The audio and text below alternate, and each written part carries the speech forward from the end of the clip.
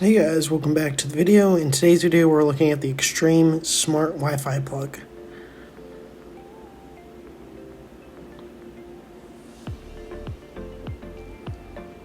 Here are some of the pros of buying this product.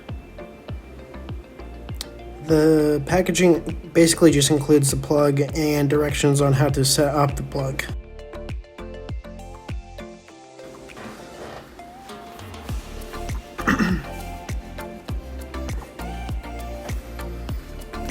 First step in setting it up is you want to plug it into a wall outlet. Then you want to hit the button on the side of the plug to turn on the plug and put it into setup mode. Then you want to hop over to the app and allow all the permissions. And then you want to click the plus symbol to add a device.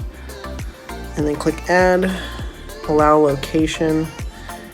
And then you'll see the device listed. You want to click on that device and then let the app install and update the hardware. Name the device and then you're ready to go.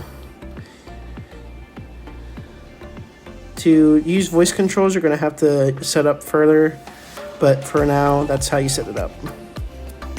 Thanks for watching. If you have any questions, leave them down in the comments, and as always, I'll see you guys next week.